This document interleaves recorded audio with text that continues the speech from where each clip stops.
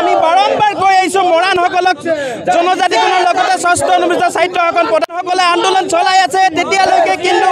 আজিৰ তাৰিখলৈকে মৰাণসকলক কোনো ধৰণৰ গুৰুত্ব প্ৰদান কৰা নাই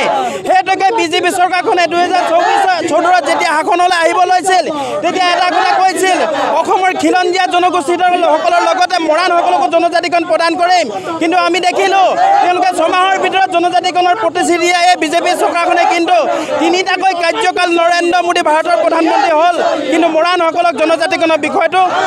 তিল মানুহ বিবেচনা নকৰিলে এই ক্ষেত্ৰত আজি আমি হতো মৰাণ ছাত্ৰ সন্থাৰ লগতে মৰাণ মহিলা পৰিষদ আৰু মৰাণ ৰাইজে জাগিছে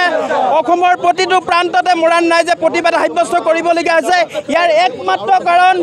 অসম চৰকাৰে মৰাণসকলক কেৱল প্ৰতাৰণা কৰি আছে সেইকাৰণে আজি মৰাণ ৰাইজে এনেধৰণে প্ৰতিবাদ সাব্যস্ত কৰিবলগীয়া হৈছে আমাৰ দাবী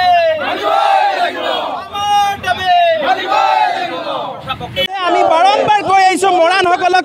জনজাতিকৰণৰ লগতে ষষ্ঠ অনুসূচিত সাহিত্যসকল প্ৰধানসকলে আন্দোলন চলাই আছে তেতিয়ালৈকে কিন্তু আজিৰ তাৰিখলৈকে মৰাণসকলক কোনো ধৰণৰ গুৰুত্ব প্ৰদান কৰা নাই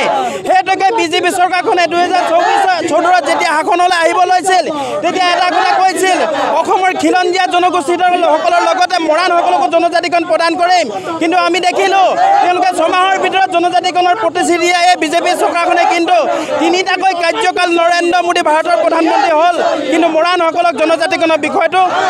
তিল মানুহ বিবেচনা নকৰিলে এই ক্ষেত্ৰত আজি আমি হতো মৰাণ ছাত্ৰ সন্থাৰ লগতে মৰাণ মহিলা পৰিষদ আৰু মৰাণ ৰাইজে জাগিছে অসমৰ প্ৰতিটো প্ৰান্ততে মৰাণ ৰাইজে প্ৰতিবাদ সাব্যস্ত কৰিবলগীয়া হৈছে ইয়াৰ একমাত্ৰ কাৰণ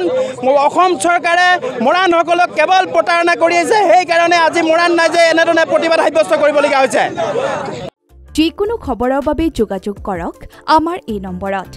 7099017330 আৰু 7099017110